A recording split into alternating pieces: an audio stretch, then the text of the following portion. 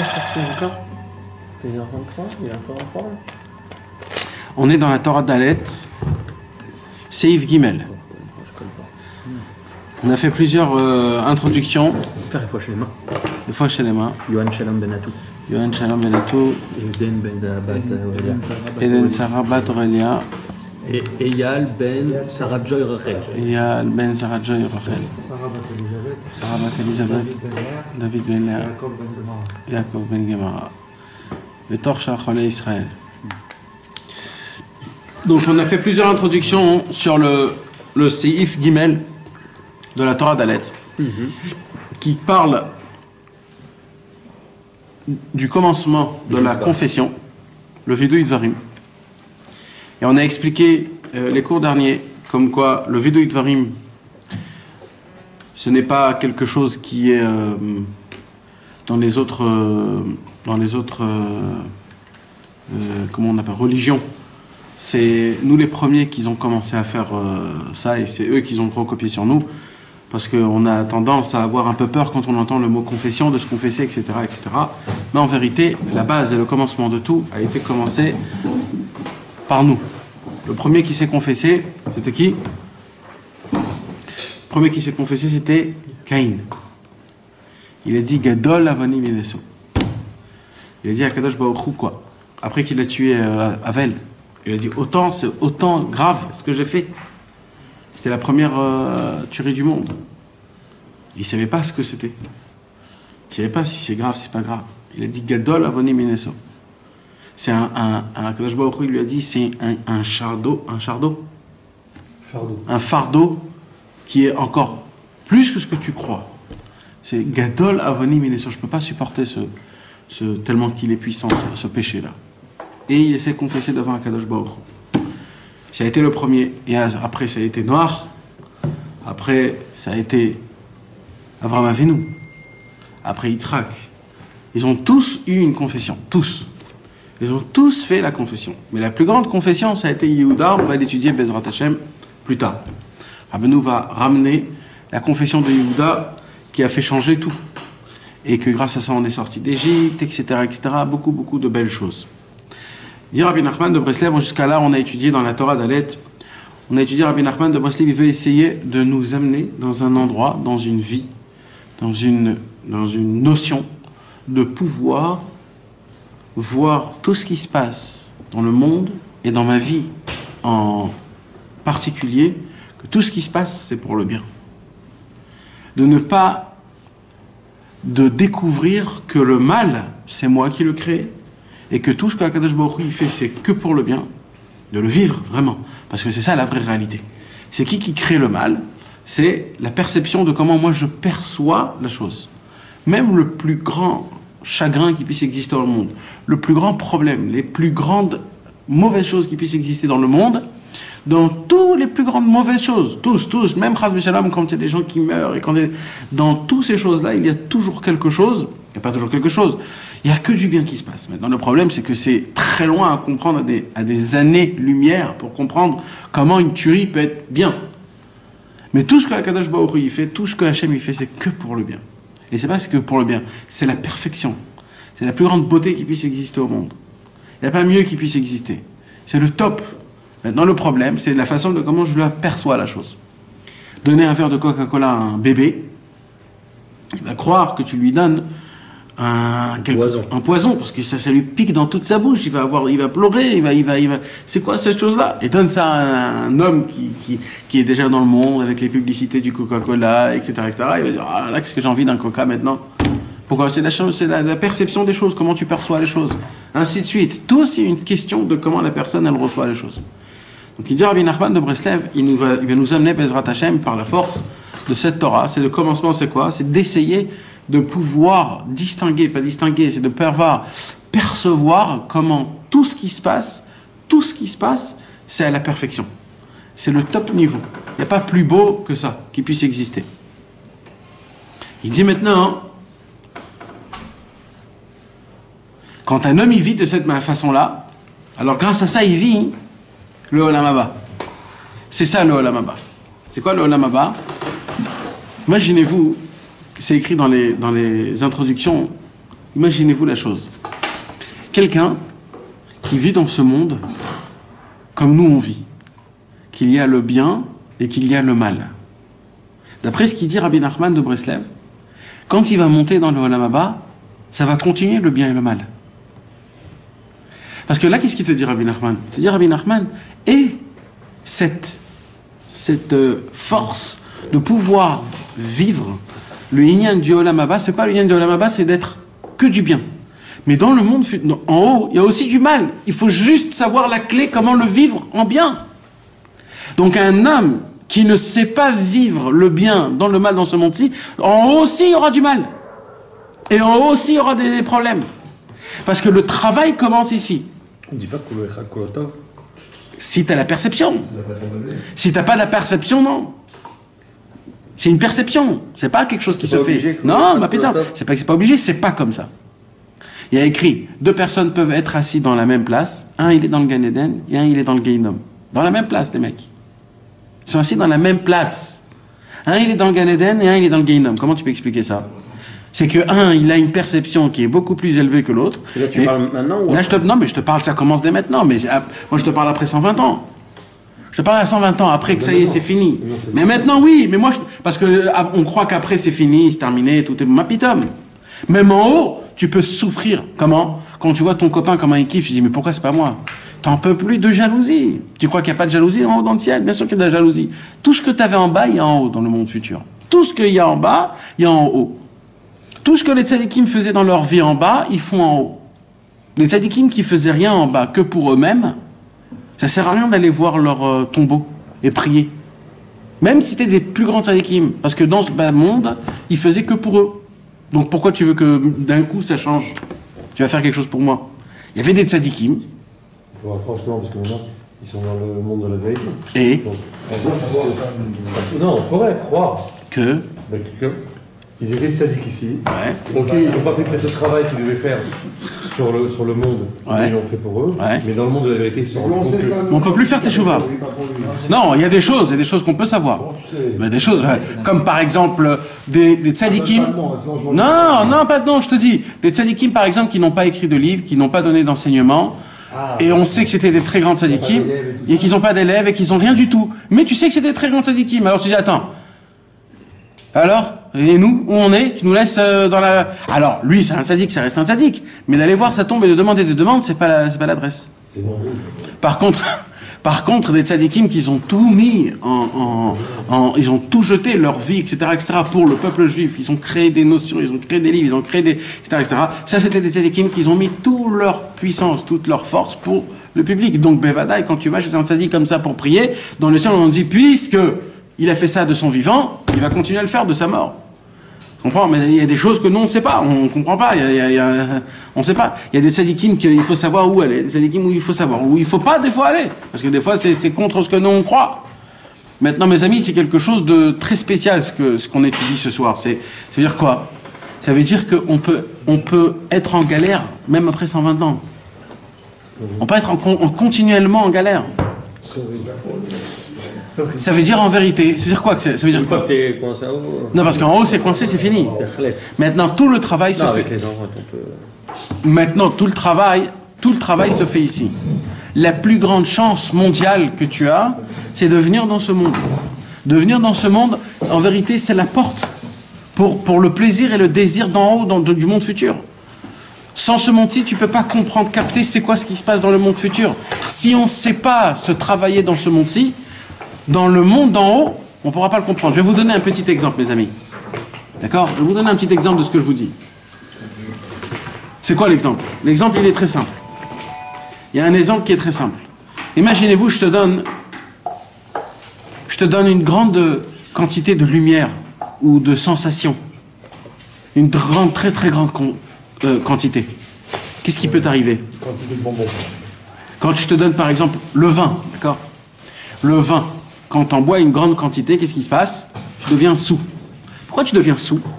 C'est pas à cause du vin, c'est à cause de la capacité de ton cerveau qui est petit, et que quand les achanim, comment ça s'appelle, les vapeurs du vin, ils montent dans ton cerveau, puisque ton cerveau est tout petit, alors ça fait quelque chose de mal. Mais si maintenant, imagine-toi, un homme qui arrive à conserver son cerveau et que son cerveau il est assez fort et assez grand, donne-lui une grande quantité de vin. Il arrive à ne pas se saouler et à avoir la simcha du vin. Tu sais ce que c'est comment c'est énorme. Et plus cet homme-là il est grand et qu'il a une puissance sur son cerveau, plus il boit, plus il peut arriver à une simcha qu'on ne peut même pas s'imaginer sans tomber dans l'ivresse. Dans l'ivresse.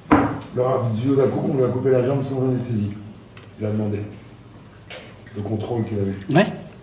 Et il y avait des autres tzadikim. Il faut opérer sans anesthésie. Non, non. Si. Oui. Il récitait les Mishnayot. Non, mais non. Ouais, c'est partout dans la radio. Je sais pas de quoi il parle. Top. Non, on va dire. Alors, Bekitso, mes amis, mais vous comprenez là où je veux en venir? Là où je veux en venir, c'est quoi? C'est que le problème, c'est que nous, notre Kéli à nous, notre corps, Akadosh Baruch Hu, il veut donner un grand paquet de lumière dans le ciel. Il veut te donner un grand paquet de plaisir et de désir. Akadosh Baruch Hu, il veut te faire, après 120 ans, il veut te donner le cadeau de toutes les mitzvot que tu as fait. Mais maintenant, quand tu montes en haut, tu montes pas avec ton corps, tu montes avec ta neshama. Mais la neshama, elle a un potentiel. C'est le potentiel par rapport à ce que tu as fait dans ce bas monde. Donc quand Akadosh Baruch Hu, il voudra te payer ta paye, et qu'il voudra te donner, en fonction de ta neshama, ça peut être une souffrance. La lumière qu'il peut avoir, ça peut être une souffrance.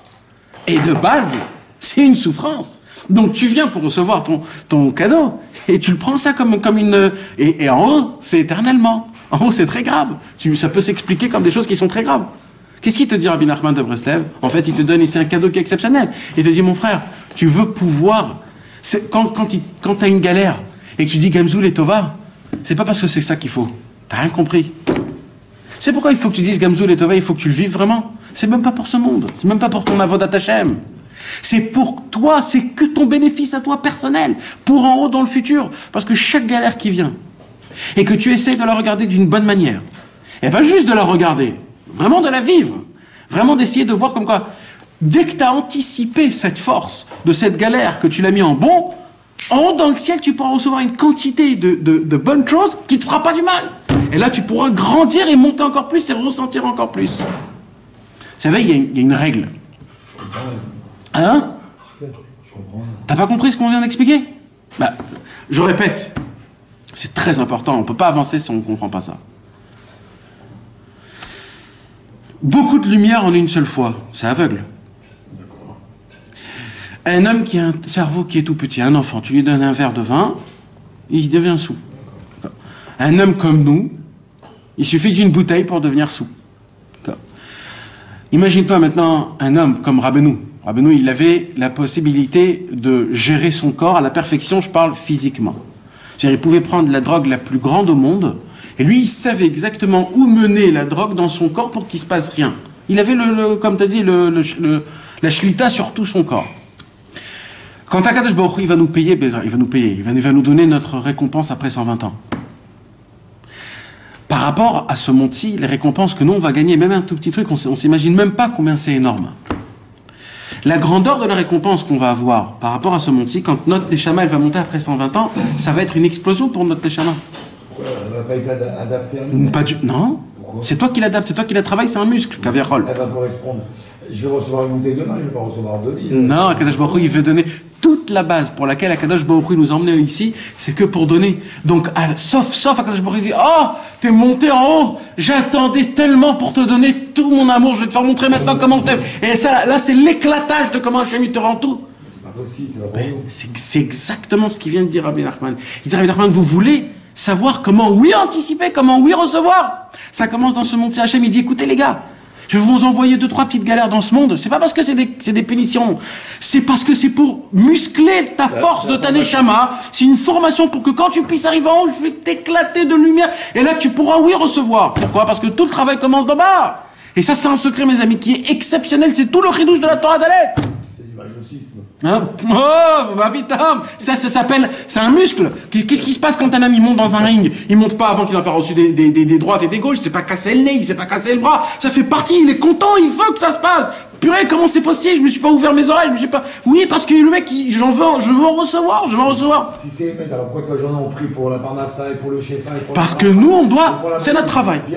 Non. Notre travail à nous, c'est de prier pour que tout se passe comme il faut. Mais non, là, je suis pas en train de parler qu'il faut demander. Mon travail à moi, c'est que je dois, de base, avoir que des bonnes choses, que Akadosh Baruch Hu m'enlève toutes les mauvaises choses, que je puisse pas tomber dans l'islam, que je puisse pas tomber dans des mauvaises choses, etc. C'est ça mon travail à moi. Et je supplie qu'Akadosh Baruch Hu, quand il m'emmène des choses pas bien, que ça soit avec pitié, miséricorde, et que ça soit pas du tout en fonction de mes péchés, et pas en fonction... Tout, je dois tout demander. Et même Akadosh Baruch Hu, il le fait en cette fonction-là. Mais qu'est-ce qu'il fait Hachem? Tu crois qu'il te paye? Tu crois qu'il nous fait la vie mal? Je vous promets, mes amis, Akadosh Baruch Hu, il nous fait des toutes petites choses, toutes petites, mais tu sais c'est où qui le met le volume? Vous allez tous obligés de me dire oui, d'être d'accord avec moi. C'est dans le cerveau, c'est dans la mentalité. Aujourd'hui, le moindre petit problème, c'est fini, frère. Une petite maladie, un pneu crevé, il se passe un truc pas très bien, ça y est, c'est le monde, tu peux plus, il y a un truc qui fonctionne pas, sa vie elle s'arrête, pour des toutes petites choses.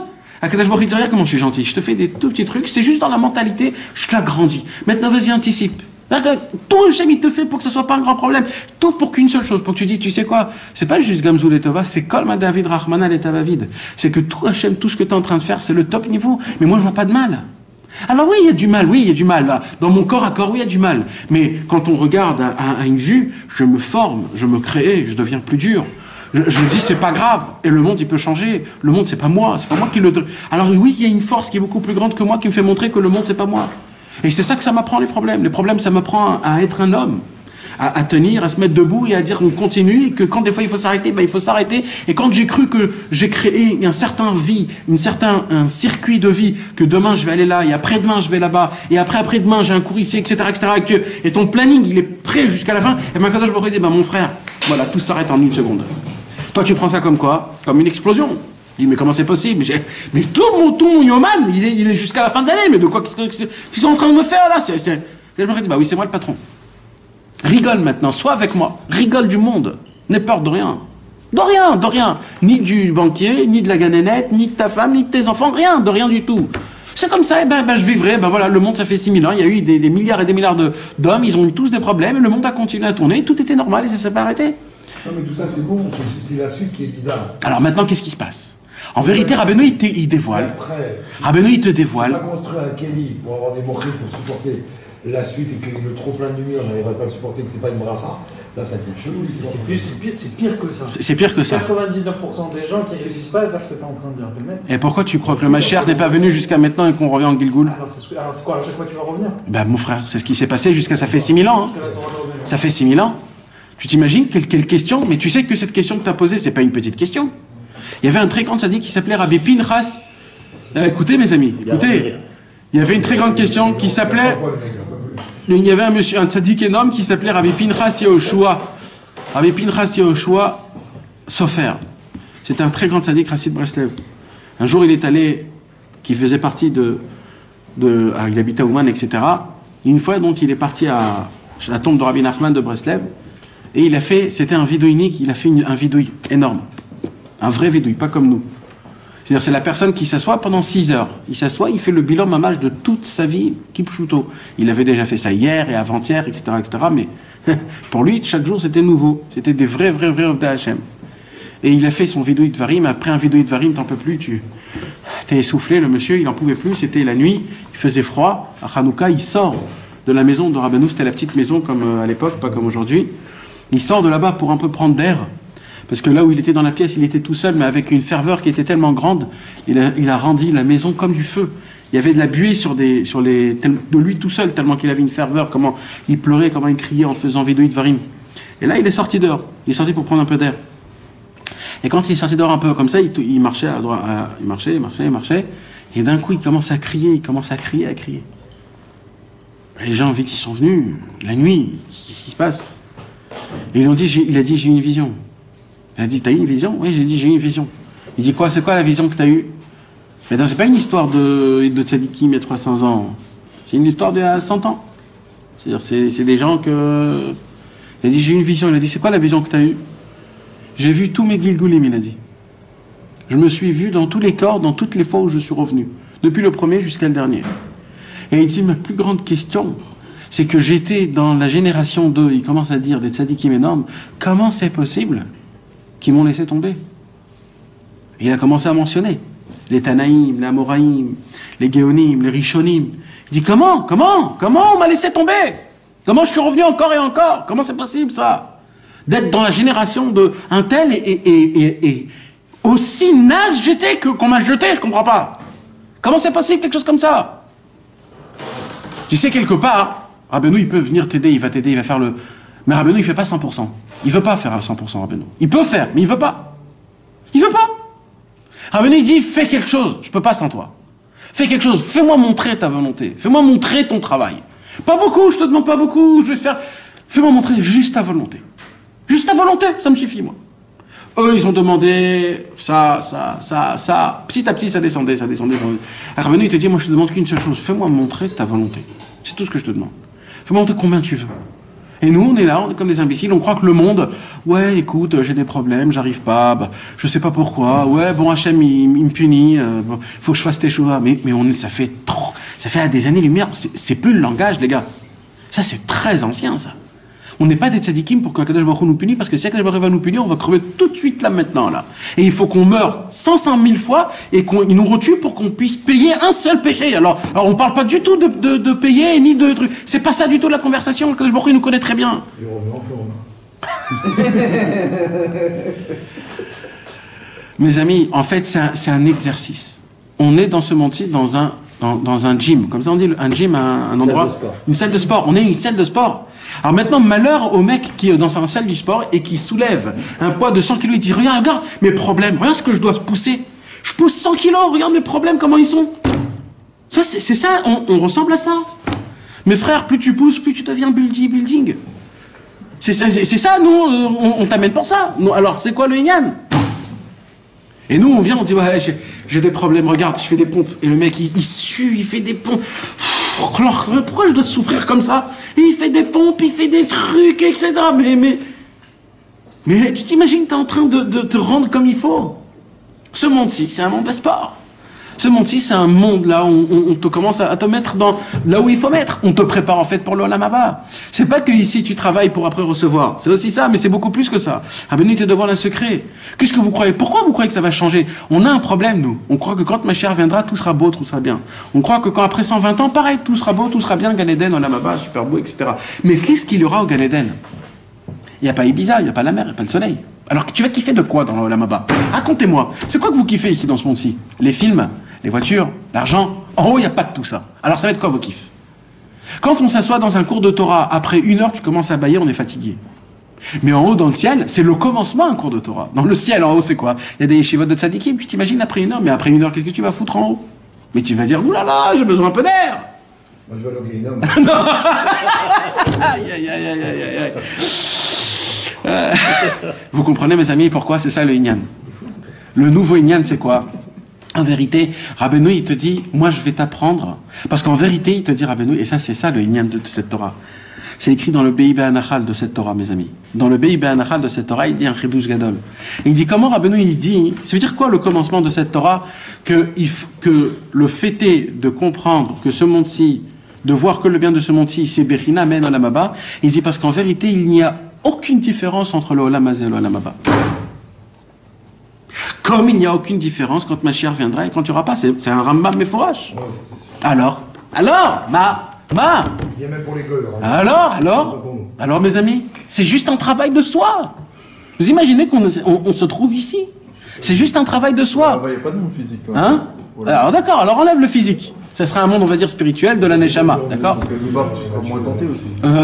Crois-moi que les tentations de la Neshama, ils sont 0% par rapport à ce que c'est à un corps. On peut être tenté par des choses. Tu t'imagines? Vadaï.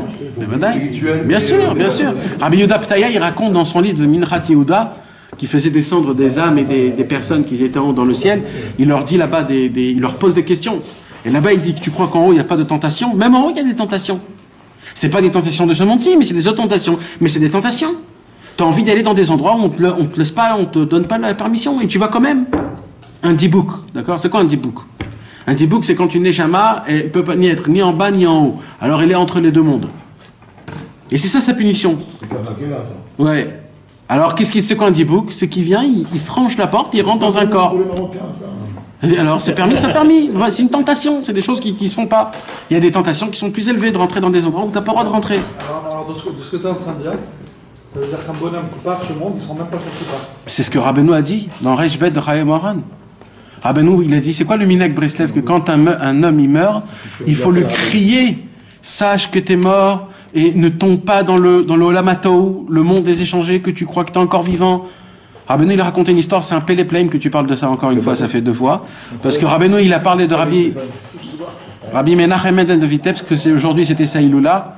Il y avait un élève de Rabbi Menachem Mendel de Vitebsk, que lui, il voyageait chez Rabbi Menachem Mendel, et c'était un businessman, et en plein voyage, il est mort. Et il vient, il l'enterre. Maintenant, lui, il dit, mais qu'est-ce que vous me faites? Vous m'enterrez vivant? Qu'est-ce que vous faites? Vous me mettez des... Quoi, on sait pas qu'on est mort? Non. Écoute. Écoute. C'est en train de dire. Non, je sais que toi, tu dis des trucs un peu chelous. Écoute l'histoire. Mais bien sûr que tu le sais. Comment tu le sais pas? Bien sûr que tu le sais. Tu vas voir à la fin. Ah, tu sais que t'es mort. Non, toi, tu sais de quoi on parle. C'est pas quelque chose de nouveau pour toi, ça. Écoute, tu verras que non. J'étais une très bonne humeur, parce que ça me Non, mais non. J'ai hésité, j'y vais pas. Non, Bezrat Hashem, ça sera... Non, ça connaît pas, je me suis embrouillé avec cette histoire. Mais qui sont mes amis? Qu'est-ce qui se passe? Le monsieur, il vient, on l'enterre. Et il dit, mais c'est ça que vous faites, vous, mes amis, ma femme, mes enfants, vous m'enterrez vivant, mais vous êtes fous, quoi. Et on l'enterre, jusqu'à que tout le monde part. Dès que tout le monde part, il essaye de frapper, il se lève comme ça, et il n'a pas d'habits, il sait pas où, il va chercher à droite, à gauche, etc., jusqu'à qu'il trouve des habits. Et il y a un nouveau monde. Un nouveau monde, mais normal, tout normal. Il repart dans son travail, il fait du business, etc. Maintenant, la matara, comment dit la matara? Le but de ce monde-ci, c'est une seule chose. Éloigne-toi de Dieu, ou de la émouna du tzaddik que tu as attaché. C'est ça, que ça. Alors, tout ce qui va se passer, c'est autour de ça. Ils vont dire, tu voyages chez ce tzaddik-là, mais t'es fou, mais t'as pas entendu, etc. Et lui, cet homme-là, pendant 2 ans, il croyait qu'il était mort. Il croyait qu'il était vivant, mais il était encore mort. Ça veut dire qu'il n'a même pas encore eu ni le Beddin Shelmal, rien, il s'est passé rien pour l'instant. Il est dans l'Olamato, il est dans aucun monde, ça s'appelle les mondes échangés, il est Olamat Murot. C'est les mondes échangés, il est dans un monde qui est très grave. Jusqu'à qu'un jour, ils ont parlé contre Rabbi Menachem Mendel de Vitebsk, et là il a dit, mais arrêtez de me parler contre ça, c'est mon rébé. Dès qu'il a dit ça, on n'a plus le droit de l'embêter. Dès qu'un homme, il dit mes fourrages, c'est ça mon chemin, je veux pas ça s'arrête, tout s'arrête. Et d'un coup, tout devient noir, etc. Et on lui dit, t'es déjà mort. Et lui dit, quoi? Comment c'est possible, etc. Vite, il est parti chez Rabbi Menachem Mendel de Vitebsk. Il a réparé sa neshama et tout est reparti. Mais pendant 2 ans, il était dans ce chemin-là. Pendant 2 ans. Comme si de rien n'était. Rabbi Nachman de Breslev, il a dit, c'est pour cela. Je vais vous donner un conseil. Ça s'appelle Shvuat Benekita Trefetz. De jurer, il y a un Minhag Breslev, de jurer que quand je vais partir après 120 ans, que la première personne qui viendra me prendre et m'occuper de moi, ce sera Rabbi Nachman de Breslev, et que je ne me laisse pas emporter par ce monde-ci de Olamato. Rabbi Nachman, il a dit, tout homme qui vient 3 fois à Ouman, c'est-à-dire Rosh Hashanah, Shavuot, Hanouka, il sera sauvé du Olamato. C'est-à-dire la raison pour laquelle les gens y voyagent, c'est ces fêtes-là. Mais à part ça, c'est pour cela que les Breslev, si vous voyez, quand il y a un enterrement de Chassidé Breslev, tout le monde y dit sache que t'es mort, ne te laisse pas avoir par à droite à gauche, va directement chez Rabbi Nachman, etc., etc.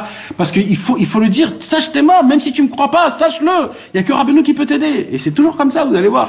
Maintenant, mes amis, il faut pas qu'on regarde ça d'un mauvais œil. Tu sais ce que c'est ça? C'est des combines. Vous savez, dans les jeux Nintendo, dans des jeux, il y a le jeu normal et il y a toujours des petites cachettes.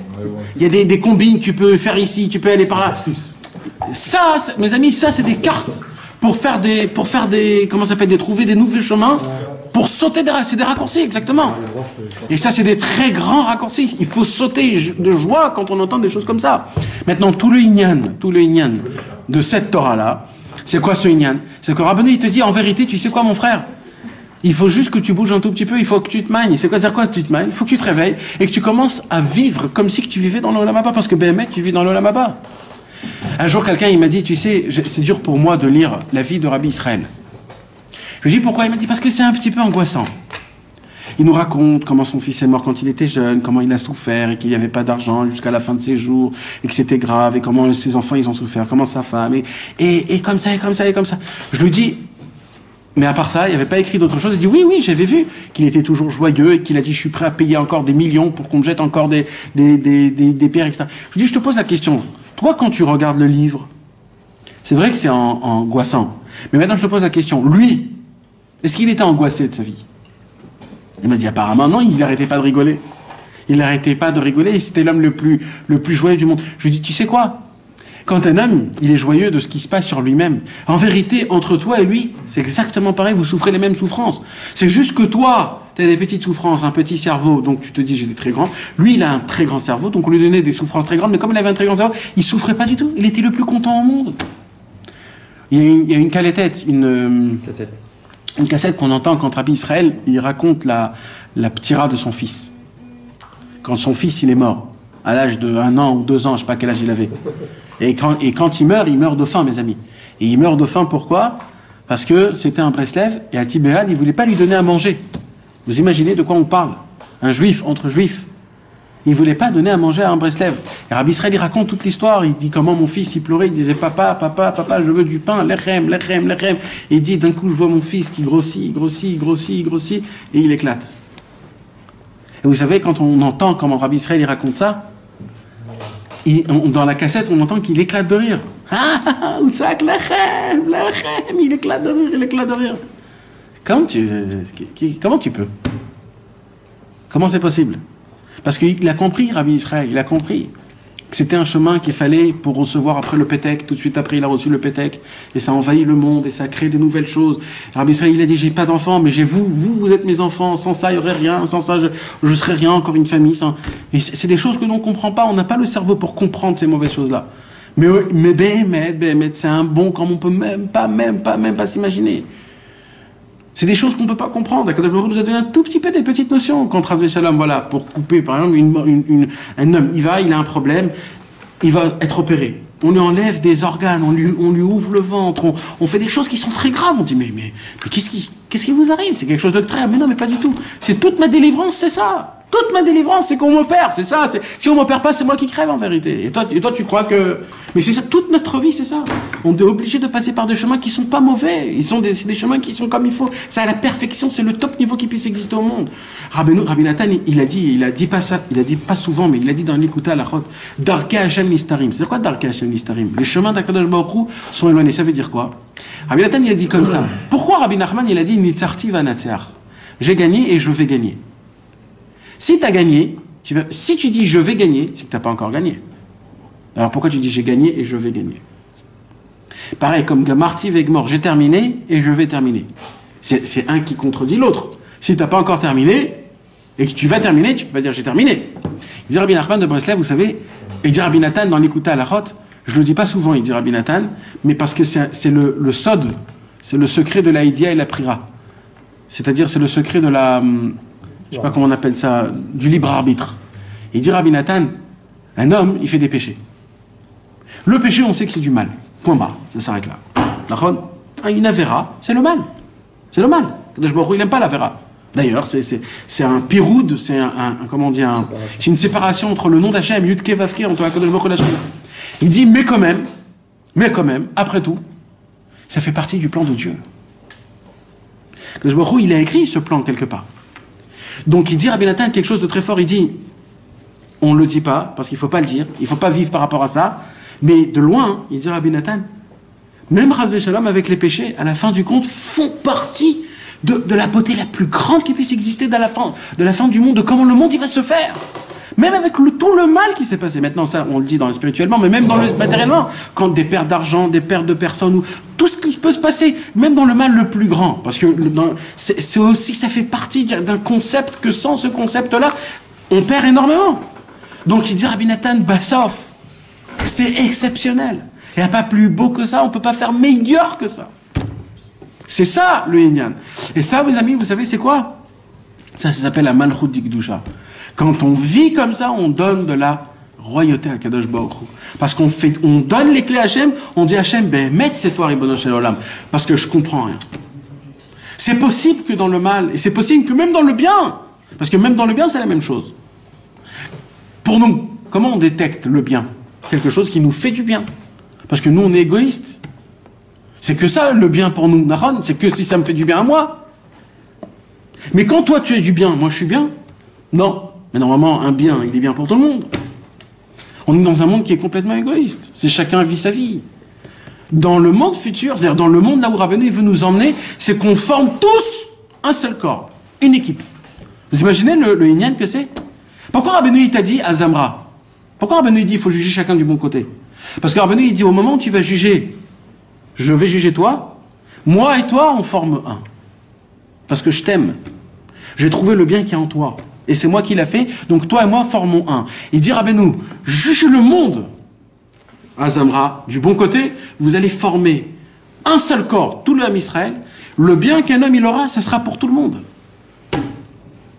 Rabbeinu, il veut t'emmener dans un monde, c'est Alice au pays des merveilles. Mais c'est vraiment comme ça.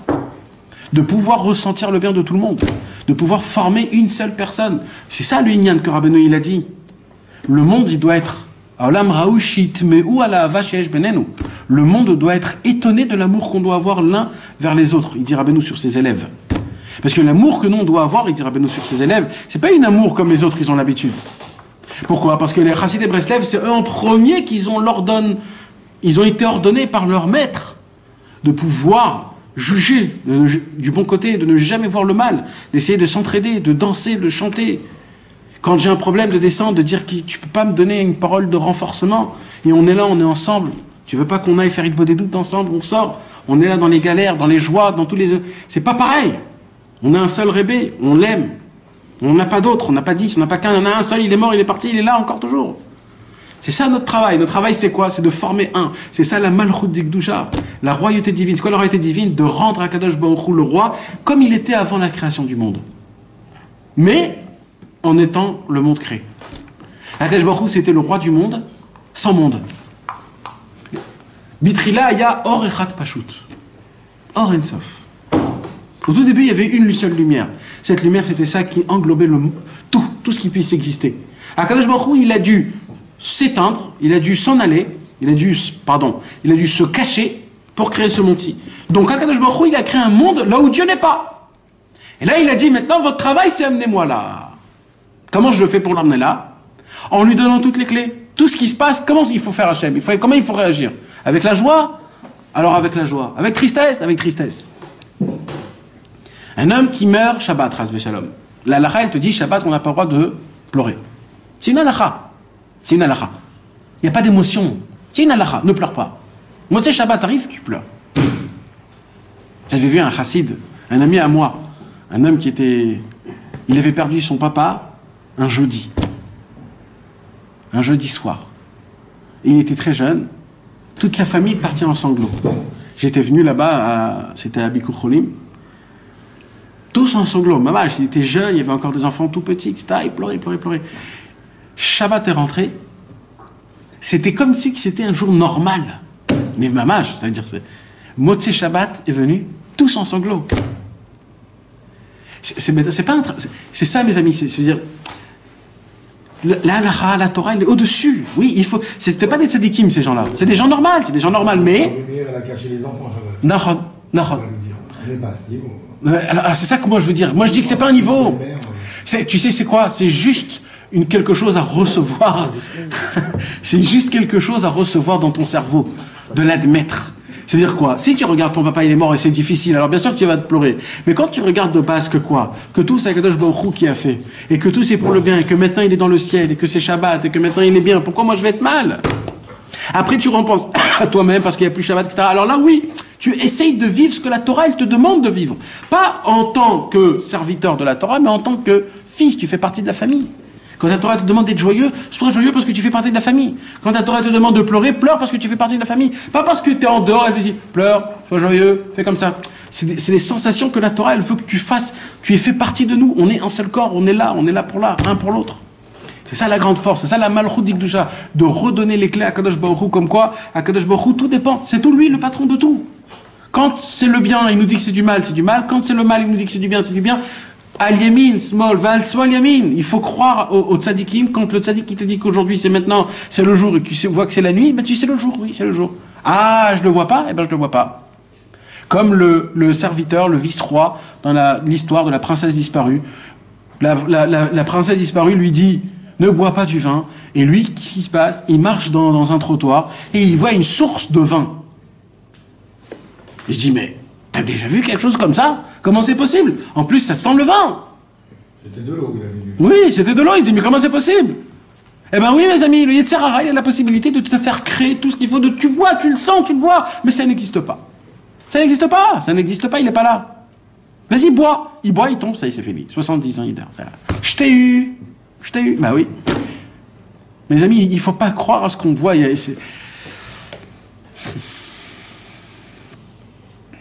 y avait une belle histoire avec un homme, Elimelech. Un jour, il y avait un homme, sa femme était très malade. Très, très malade. Et il est parti, il a dit, je suis obligé d'aller voir le Noam Elimelech. C'était un homme qui n'était pas chassid. Donc de base, c'était très grave pour lui d'aller voir le Noam Elimelech, parce que le Noam Elimelech, c'était un chassid. Il a dit, mais j'en peux plus, je craque, et je sais que chez lui, je vais avoir une Yeshua, donc... Et il est parti voir le Noam Elimelech, et c'était un long trajet. Il est parti, il est arrivé chez le Noam Elimelech. Le Noam Elimelech, il ne le reçoit pas. Une journée, le lendemain, il ne le reçoit pas. Le après-demain, il ne le reçoit pas, il ne le reçoit pas. Qu'est-ce qui se passe? Pourquoi? Comment c'est possible? Après la semaine, Motzei Shabbat, il le reçoit. Et quand il le reçoit, le Noam Elimelech, il lui dit, tout est dans tes mains. Ça veut dire quoi? Il a dit, Ela Emouna à la perfection, que ta femme, elle soit Bezrat Hashem Bria, en bonne santé. C'est tout dans tes mains, moi je peux rien faire. Dans le ciel, moi je peux rien faire. Tout est dans tes mains. Alors il a dit, ah bon? Alors Bezrat Hashem, je vais me renforcer. Il a pris la calèche, il était content, il s'est dit, vite, Bezrat Hashem, ma femme, elle va être Bria, etc., etc. Et dans le chemin, il y a un chariot qui vient, et il passe comme ça devant, et d'un coup le chariot s'arrête, il dit, ah, arrête-toi, je suis à ta recherche, on est à ta recherche. Je lui dis, qu'est-ce qui se passe? Il dit, ça fait une semaine qu'on te cherche. Je lui dis, qu'est-ce qui se passe? Il dit, bah, ta femme elle est morte, on voulait te le dire, il faut venir à l'enterrement, c'est très grave. Et il dit, quoi? Il dit, oui, mais ça fait une semaine qu'on te cherche, ça fait une semaine. Il a dit, oh là là. Et d'un coup il s'est dit, attends, tout est dans mes mains. Tout est dans mes mains, dans mes liminaires, il a dit. Non, je te crois pas. Ma femme, elle est vivante. Il continue comme si de rien n'était. Après, il y a ses enfants qui viennent. Ses enfants, ils viennent. Papa, mais où t'étais? On te cherche, où t'étais?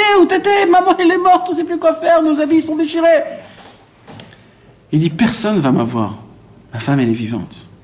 Tout est dans mon cerveau. Tout, c'est moi qui dépend. Il continue, Bessimcha.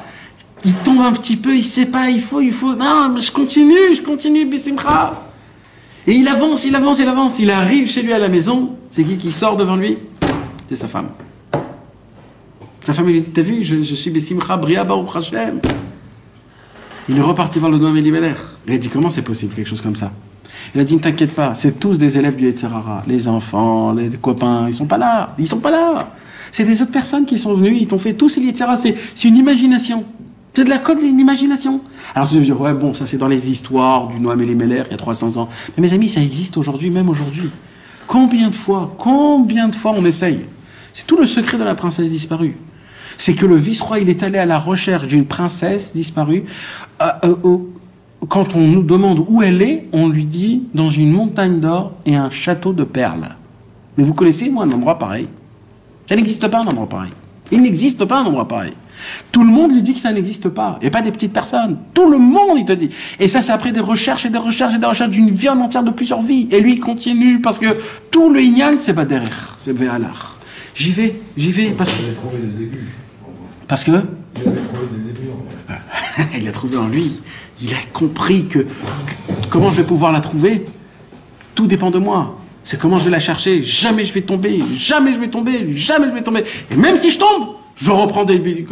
Il est mangé, il a dormi, il s'est endormi, ça fait rien. Echanani baolam, où je suis dans le monde, j'avance. Une deuxième fois, il est retombé. Une deuxième fois, il s'est renforcé. À chaque fois, on venait, il disait, il pleurait. Il dit, mais non, mais si on m'a dit, c'est que ça existe, et j'avance. C'est à l'envers de tout ce qu'on nous a appris depuis qu'on est tout petit. On ne comprend pas, mes amis, c'est quoi ce chemin? C'est un chemin, Rabbeinu, il a dit, moi, c'est la Kshanout. Vous voulez savoir comment je suis arrivé là où je suis arrivé? C'est la Kshanout. C'est que de la Kshanout. C'est que de la têtue. Vous voulez savoir, c'est ça mon secret? Rien d'autre. C'est rien d'autre. Moi, on m'a promis, même dans le ciel, on m'a promis que je ne peux pas aller plus haut que ça. Je vous promets, il m'a dit Rabbeinu, je suis monté dans des mondes où on m'a dit, il y a plus haut, on peut plus, c'est terminé, il n'y a pas plus haut que ça. Il n'y a pas plus haut, personne n'arrivait comme toi, là où t'es arrivé, personne. Rabbeinu, il a dit, c'est ce qu'on m'a dit hier. Et voilà là où je suis arrivé aujourd'hui. Eh ben, je recommence dès le début. Et Rabbeinu, il retrouvait des nouveaux mondes, et des nouveaux mondes, et il remontait encore. Et les Chassidés de Breslev, Rabbi Shmuel Horvitz, il dit, Behemet, il était arrivé au sommet. Mais tellement Rabbeinu, il voulait encore plus dévoiler Akadosh Baruch Hu, encore plus monter, c'est Dieu qui crée des nouveaux mondes que pour lui, pour qu'il puisse monter. C'était comme ça. Il n'y a pas autrement, C'est encore plus fort que tout. Quand Akadosh Baruch Hu, il voit combien tu es Akshan, Akadosh Baruch Hu, il fera tout pour toi. Même si ça n'existe pas, il le créera, il va le créer pour toi. Rabbi Israël Dovber, il partait des fois. Et il partait pas une journée. Il partait des mois et des années des fois. Un jour, il est parti. Plus d'1 an, il n'est pas rentré chez lui à la maison. À l'époque, il n'y avait pas de téléphone, il n'y avait pas de dehors, il n'y avait rien du tout. Il part. Et sa femme, elle attend. Il n'est pas là. 1 jour, 2 jours, 3 jours, 1 an. Pas là. Il ne revient pas. Et sa femme, elle était très très malade. Très très malade. Et quand il est revenu, comme si de rien n'était, après 1 an, il frappe à la porte. Il voit qu'il n'y a personne dans la maison. Alors, le Shachen, le voisin, il sort, il le regarde d'un air qui est très méchant. Il lui dit, mais t'as pas honte, tu pars comme ça et tu reviens un beau jour sans... Qu'est-ce qui se passe? Qu'est-ce que t'as? Rabbi Israël, il dit rien du tout. Il dit, où ils sont ma famille? Il dit, mais ta femme, elle est morte. Elle est morte, ta femme. Tu l'as laissée malade. Elle est morte. Tes enfants, ils sont à la morgue. Va au Beth Holim, Hadassah Ein Karem. C'est là-bas. Elle est là-bas dans le... On est là, on l'a aidé pendant... Ça fait des mois et des mois qu'on est là, on l'aide, on ne sait pas où tu étais. Ben voilà, maintenant c'est fini. Il dit maintenant fais gaffe parce que tes enfants, ils sont très en colère contre toi. Et Rabbi Israël, il va à Beth Holim, Hadassah Ein Karem, comme si de rien n'était. Il va là-bas, à la Beth Holim. Et il voit de loin Bémet, les docteurs autour, tous ses enfants, etc. Et comme Rabbi Israël avait l'habitude d'aider les malades, stam comme ça, il y avait des jours où il allait à la Beth Holim et il demandait aux achot, comment on dit, achot, à les infirmières s'il peut aider. Et les infirmières l'adoraient à Rabbi Israël parce qu'il venait, il coupait des trucs, il faisait comme ça. Donc il était là-bas comme ça, il demande à une infirmière, il lui dit qu'est-ce qui s'est passé? Il dit bah ta femme elle est partie. Et où elle est? Ben, elle est en bas dans les tiroirs et ils font les derniers préparatifs pour l'enterrer. Alors il descend en bas et il dit tu peux me faire montrer exactement où elle est là. Et Rabbi Israël là il commence à sortir un livre de Teilim et il commence à lire des Teilim. Mais il lit des Teilim. Il commence à lire, il commence à pleurer, il commence à crier, il commence à hurler. Et il commence à hurler des Teilim. Et il commence à hurler, pas parce que de malheur et d'angoisse, non, de Emouna, que Bezrat Hashem, tout peut aller, rien n'existe, ce monde ça n'existe pas. Et il lit des Teilim. Maintenant, je ne sais pas c'était quoi sa kavana de Rabbi Israël, mais c'était pas de la ramener, c'était de lire des Teilim parce que c'est le moment où mon cœur, il est... Et il commence à hurler. Il y avait un docteur là-bas qui s'appelait le docteur Dreyfus. Le docteur Dreyfus, c'était le docteur qui s'était occupé de la maman de la femme de Rabbi Israël. Et lui, il était à cet endroit-là, dans un étage, 4e, 5e étage. Et là-bas, là où il y a les morts, c'était un étage qui est en dessous. Donc imaginez-vous, il y a quand même... Et il dit, le docteur Dreyfus, il raconte, et d'un coup, de tout l'hôpital, avec tout ce qui se passe, les sirènes, les trucs, etc., on n'entend qu'une seule voix, dans tout l'hôpital, les hurlements de Rabbi Israël. Des hurlements de Teilim. Il dit, j'ai jamais entendu une sorte de prière comme ça. Et il dit, j'en vois tous les jours des morts et des gens qui sont à côté des morts et qui crient. C'était pas du tout ce genre de cri-là, du tout. C'était pas désespérant. C'était un homme qui prie Hachem d'une manière que j'ai jamais vue de toute ma vie. Et après, Rabbi Israël, il en pouvait plus, il était à bout de ses forces. Il ouvre le tiroir, et là, sa femme, Esther Mindel, se lève, après qu'elle est morte. et elle demande à son mari de lui fermer la petite chemise. Il lui dit, c'est pas tsniout. Et là, les enfants, ils descendent et ils voient Esther Mindel assis à côté de son mari, avec le papier dans leurs mains de décès, l'acte de décès, qui existe jusqu'à aujourd'hui d'ailleurs, l'acte de décès. Elle a eu 2 actes de décès, Madame Esther Mindel. Ça existe aujourd'hui, mes amis. Ils sont aujourd'hui, c'est chez les enfants. Moi, je l'ai vu de mes yeux, encadré, dans la maison, de mes yeux. Dr Dreyfus, c'est lui qui a signé 2 fois le même acte de décès. Il y a quelques années de... Ouais. Et c'est écrit les fourrages dans Ibn Nahal. Ouais. Pour quelques heures, mais Pas du tout. Et il a écrit dans Ibn Nahal, tu peux voir dans Ibn Nahal, il raconte à Chazar, il dit regarde, tu sais pas ce qui s'est fait. Et Beth Mimoud, Rabbi Israël, il n'est pas avec des grandeurs, il dit ma femme, elle était dans le chemin de la mort, et Baruch Hashem, il y a eu des nissim. Ça s'arrête là, Rabbi Israël, pas plus que ça. Combien de temps après, elle est remorte Je sais pas te dire exactement, mais. Non, mais c'est Béhémet, et elle est partie bien après. Bien après. Pas 2 heures, pas 3 heures, pas une semaine, pas un mois, bien après. Bien après. Elle est restée malade, bien sûr, mais elle est partie bien après. Bien après. Et ça, c'est une histoire qui est connue, c'est une histoire... C'est pour cela que quand Rabbi Israël, il était à... Mais il n'a pas pris du tout dans cette intention. Non, c'est ça la grandeur, c'est ça la beauté, c'est que c'était pas ça. C'est que comme Rabbi Nathan, il a dit, quand j'ai une occasion de pleurer, alors je prends Là, il a eu une occasion de tchouva, Ouais, alors vas-y, je prends l'occasion, et Akadosh Baruch Hu lui a fait un miracle. C'est tout. C'est ça la grandeur et la beauté. C'est de prendre, c'est ça la malchut d'Ikdusha. Quand pour toi, il y a aucune différence. Parce que nous, pour Rabbi Israël, il n'y avait pas de différence de vie ou de mort. Tout c'est Hachem qui donne, c'est normal. C'est pas normal de faire en vivre un mort, c'est normal, c'est Hachem comme il a donné, il a repris. Donc Akadosh Baruch Hu dit, puisque pour toi c'est quelque chose de aussi normal, alors vas-y, je te donne tout de suite. Pour nous, c'est un monde, un miracle, t'imagines, t'as vu le miracle, elle est morte. Rabbi Israël n'a jamais raconté un miracle comme quoi elle est morte, jamais. Pour lui c'était normal, il est venu, il a repris, comme tu dors, tu te réveilles. C'est pareil, c'est normal. C'est ça le problème, c'est que nous on vit dans un monde qui est trop malchut des sitra achara, il y a des règles. Il y a un oussar, comme on dit. Comment on a dit ça? Il y a ouais. Les numéros, les calculs, comment ça s'appelle? Une ousra. Il y a des formules, des statistiques, des formules, tout est formulé. Non, la formule c'est Hachem Yitbarach. C'est Akadosh Baruch Hu. C'est Yud Kevavke ve Elohim. C'est ça la Torah. Ve'adata hayom ve'ashavota levavecha ki Adonai ou Elohim.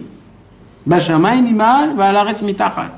Akadosh Baruch Hu d'en haut, c'est le même Akadosh Baruch Hu d'en bas. Le même qui donne le bien, c'est le même qui donne le mal. Et dans le mal, il n'y a que du bien. Et toi, c'est toi qui crois qu'il y a le mal. C'est ça, Adonai Echad Ushmo Echad. Dans le monde futur, le nom de Dieu de Yud Kevavke et le nom de Dieu de Elohim formeront une seule. Pourquoi? Parce que c'est grâce à toi, c'est toi qui vas le faire. C'est toi qui vas le faire. Ze Adonai Kivinulo. Comme ça, il y a écrit dans Tzfania. Quand Mashiach arrive à venir, on va poster du doigt, c'est toi Dieu. C'est-à-dire quoi, c'est toi Dieu? Aujourd'hui, quand j'ai un problème, et je dis merci à Kadosh Baruch Hu, Ribono Shel Olam, c'est certain qu'il y a du bien dans ça, c'est certain qu'il y a du bien dans ça, il faut que je te découvre dans ça, ça s'appelle Ze Adonai Kivinulo. Je mets le doigt et je dis regarde, Kadosh Baruch Hu, il est dedans. Je le vis vraiment.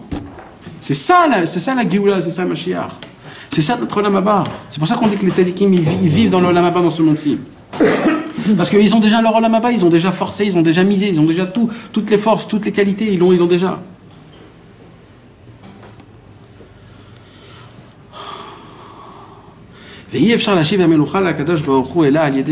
Comment on peut arriver à ça? Alors, Bevadaï que Rabbeinu, de tout en haut d'une montagne énorme qu'on est arrivé, qu'on a monté, qu'on parle des Hasagot de Tzadikim, Rabbeinu dit ne vous inquiétez pas, c'est même pour des gens simples comme nous. Il dit comment? Il dit Rabbi Nachman, très simplement, quand un homme il a fait des fautes, qu'est-ce qu'il a fait? Il a donné de la force à la malchut de Sitra Achara. Et quand il a donné de la force à la malchut de Sitra Achara, c'est énormément dur pour moi de découvrir comment Akadosh Baruch Hu, c'est lui le patron d'un tout et que tout est bon. Alors il dit, qu'est-ce que tu vas faire? Tu vas faire le Vidui Dvarim. Va chez un Talmid Racham, va chez un Tzadik, raconte toutes tes fautes. Quand tu vas raconter toutes tes fautes, tu rends la malchut d'Ikdusha. Parce qu'en fait, qu'est-ce que tu as fait? En faisant un péché, tu as osé enfreindre la règle de Dieu. Que grâce à ça, ça a créé cette règle dans ce monde-ci. Redonne la règle à Hachem en disant que ce que tu as fait, c'est pas bien. Et je le remets à Kadosh Baruch Hu, j'avoue ce que j'ai fait est mal. Quand tu le dis de ta bouche et quand tu te remets et que tu te confesses, Kadosh Baruch Hu, il dit, ah bon? Alors là, tu me redonnes la Malchut d'Ikdusha. Je vais te faire montrer c'est quoi ma Malchut d'Ikdusha dans ce monde-ci. Et c'est là qu'il dit Rabbi Nachman, c'est aussi simple que ça, ne croyez pas que c'est des mondes, et que c'est des niveaux, et que c'est que des tzadikim, non. Plus vous faites des vidouïs dvarim devant des tzadikim, devant des talmidei chachamim, devant des tombes, plus vous allez découvrir combien Kadosh Baruch Hu, c'est lui le vrai patron du monde, et vous allez voir comment le mal petit à petit se diminue. Pas parce qu'il se diminue, parce que ta perception des choses, elle se rend encore plus performance. C'est comme ça qu'on peut ramener la malchut dans sa racine, c'est-à-dire qu'on peut percevoir le Inyan. Et là, Rabbi Nachman de Breslev, il va nous donner l'explication de le pasouk, comment tout est dans ce pasouk-là. Rabbi il prend un pasouk, et dans ce pasouk-là, on va apprendre 3 choses de ce pasouk-là. C'est ça l'explication du pasouk. Ça, c'est le pasouk dans Triassar, dans Oshéa. Oshéa, c'était un tzaddik qui était énorme. Oshéa ben Be'eri, il est enterré à Tzfat, à côté de Arizal. Et c'était un avis, c'était un prophète. Et là-bas, il y a écrit comme ça, comment vous faites teshuva? D'ailleurs, c'est de là qu'on apprend le vidoui. C'est le pasouk essentiel du vidoui. C'est quoi devarim? Le pshat pashut, c'est diburim. Devarim, c'est diburim. Prenez avec vous, vous voulez faire teshuva? Amenez avec vous des paroles. Dites ce que vous avez fait. C'est le minimum, c'est le commencement de tout. Si vous venez avec des paroles, alors là, vous pouvez faire teshuva. Alors Rabbi Nachman, il dit, Zevidui dvarim. Il dit, mais à part ça, c'est Bechinat Malchut. Pourquoi c'est Bechinat Malchut? Parce que dans le mot devarim, il y a le mot dabar. C'est quoi dabar? Dabar, c'est le parleur. On a dit que c'est quoi qui fait un roi? Un roi, c'est la puissance qu'il a dans ses mots. Dabar, l'élocution, tu comprends? Et un roi, ce qu'il dit, ça se fait directement. Il n'a pas besoin d'aller. Il dit, ça se fait. Donc il dit, Rabbeinu, regardez comment dans le mot devarim, qui veut dire vidoui, il y a aussi le mot dabar qui veut dire malchut. Donc il dit, regarde comment c'est beau. Quand tu fais vidoui dvarim, tu ramènes la malchut. Alors il dit, zé vidoui dvarim, zé bechinat malchut, comme dabar echad lador. C'est quoi dabar echad lador? On parle de Shaoul. Shaoul, c'était le premier roi d'Israël. Et Shaoul, il s'est cru un ave. C'est pour ça qu'il n'a pas tué le roi de Amalek. Shmuel, un avis, il a dit, mais je te comprends pas, Shaoul. Pourquoi tu te prends pour un homme de Hanav trop? Un roi, il doit pas être un Ava. Il doit être un Dabar. Il doit avoir peur de personne. Ce qu'il dit, c'est entendu. Toi, tu as peur des gens. Tu as peur du Ham Israël. C'est pas un roi qui doit se conduire comme ça. C'est un homme simple qui doit se conduire comme ça. Shmuel, il a dit, alors si c'est comme ça, tu seras plus roi. Moi, j'ai besoin d'un homme, d'un roi. C'est quoi un roi? Un Dabar. Ce qu'il dit, il n'a pas honte de le dire. Il a honte de personne, il s'en fout du monde, on a ras-le-bol. Ce qu'il dit, c'est ça. C'est ça un Dabar Echad Lador. Ce qu'il dit, Dabar Echad Lador. Lachon Manig ou Moshel. Et c'est ça qu'il dit Rabbeinu. C'est le Inyan qu'on a dit que grâce au vidouille, on ramène la malchut. Parce que Kruy Machem Dvarim, Dvarim c'est vidouille, c'est aussi Dabar, c'est aussi malchut. Veshuvu el Hashem. C'est quoi Veshuvu el Hashem? Sheyetaknu veyalu et advarim et bechinat malchut, bechinat Elohim el Hashem. C'est quoi Veshuvu el Hashem? El, c'est Elohim, et Hashem, c'est Yudke Vavke. Ça veut dire, Veshuvu el, tu vas prendre le El Elohim, qui est le din, et vous allez le ramener dans Ado, dans Yudke Vavke. Regardez comment le commencement de toute la Torah qu'on a étudiée est dans un pasuk. Au début de la Torah, on a dit le Yudke Vavke, c'est le Chesed, et Elohim, c'est le Din. Malheureusement, aujourd'hui, on voit Elohim et on voit Yudke Vavke. À le monde futur, ce sera que le Yudke Vavke. Comment on va le faire? Il dit Rabbeinu, en ramenant la Malchut dans la racine. Comment on ramène la Malchut dans la racine? Vidui Dvarim. Kechui Machem Devarim. Kechui Machem Devarim, faites Vidui Dvarim. Grâce à ça, dans le mot Dvarim, il y a aussi le mot Dabar. Dabar, la Shon Manik, ça veut dire vous allez ramener la Malchut d'Ikdusha. Et quand vous allez ramener la Malchut d'Ikdusha, votre vision sera Veshuvu El Hashem. Vous allez ramener le El, Elohim, El Hashem, à Yudke Vavke. Vous allez rendre le mal du bien. Hashem alel davar, Elohim alel davar, Ainu sheyeda, c'est-à-dire qu'il pourra vivre la notion de Kol meoraotav kulam letovato. Tout ce qui lui arrive, c'est letovato. Veyevarech al kol advarim atov ametiv. Il pourra bénir Akadosh Baruch Hu sur tout atov ametiv, comme ça sera dans le monde futur. Mais comment le dvarim que tu fais, donc tu rajoutes tu redonnes la malchut d'Ikdusha, et après, alors comment toi ça t'aide à... Le fait est que tu vois le mal et tu vois le bien, c'est parce que tu as fauté. Quand tu as fauté, tu as donné de la force à ce monde-ci, donc tu as des preuves que ce monde-ci, il y a des des étapes, des règles, des notions, des formules. Donc il y a du bien et il y a du mal. La nature. Et il dit, Rabbeinu, quand tu te confesses, tu avoues que ce que tu as fait, c'est pas bien. Donc en fait, tu fais une croix à toutes les preuves qui se sont mis que ce monde-ci, c'est un monde où il y a du bien et du mal. Et là, d'un coup, la Malchut d'Ikdusha, elle monte et tu vois un monde qui a moins de mal. Quand tu vois quelque chose de mal, tu dis, oui, c'est vrai, je le vois de mal, mais il y a aussi cette façon-là. Ça, comment ça se fait? Grâce au Vidui Dvarim, parce que la chose qui était bien, soi-disant pour toi, que tu l'as fait, parce que c'était un kiff, aujourd'hui, tu le dis, non, c'est du mal. Donc Hachem, il te dit, sur le mal, tu diras du bien. Tu comprends? Pourquoi t'as fauté? Parce que c'était un kiff, t'as aimé. Alors et là, tu viens et tu dis, non, j'ai fait quelque chose de mal, j'ai fauté. Ah bon, mais c'était quelque chose de bien, tu l'as kiffé, cette chose-là. Non, Hachem, il a dit que c'était du mal. Donc là, qu'est-ce que tu fais? Tu casses ton rignan, tu brises ton cerveau. Je me dis, waouh! Alors aussi, je vais te faire montrer moi comment ça se passe. Je vais te faire montrer le mal, comment c'est le bien. C'est ça, la malchut d'Ikdusha à Hachem Itbarach. Quand toi tu fautes, c'est toi qui as la malchut. Je t'ai donné à toi la malchut, je fais ce que je veux, malgré Hachem. Et chez qui on fait le vidéo de vrai? Chez les tzadikim. Chez les tzadikim, chez les talmidei chachamim, devant un Kadosh Baruch Hu, quand tu fais une des doutes. Mais c'est surtout devant des tzadikim, quand tu vas dans des tombes de tzadikim. Aujourd'hui, donc tu fais pas le vidéo de vrai devant un talmid chacham. Aujourd'hui, c'est très difficile de faire. On a parlé beaucoup de ça. Je me rappelle plus, je vais Aujourd'hui, c'est pas quelque chose qu'on peut le faire aujourd'hui. Rabbi Shimon. Mais on peut faire chez Rabbi Shimon Bar Yochai, chez le Harizal, chez tous les tzadikim de l'époque, le Shulchan Aruch, surtout le Shulchan Aruch. Il y avait beaucoup de talmidei chachamim qui allaient chez le kever du Maran, le Shulchan Aruch. C'est juste en face en même temps. Et c'est juste en face. Non, mais Dafka de faire là-bas. Chez le Harizal, c'était un autre inyan. Dafka chez le Shulchan, parce que Rabbeinu, il a dit Talmid Chacham, donc c'est un inyan qui est énormément important, Dafka de faire. Il y a de le faire dans un temps précis, le vidéo de vrai. Non, tout le temps, toujours. Toujours, c'est un inyan qui est très important. Dafka, Ouman et Rosh Hashanah, c'est encore plus, un inyan qui est encore plus élevé. C'est encore plus haut, mais derrière là, tu peux le faire. Voilà. Voilà, mes amis, c'était quelques petites bouffées d'air un peu spirituelles. Ezrat Hashem. Frère. Hachem, ceux qui veulent participer aux frais de Tu veux tout réexpliquer à venir, il n'a pas compris.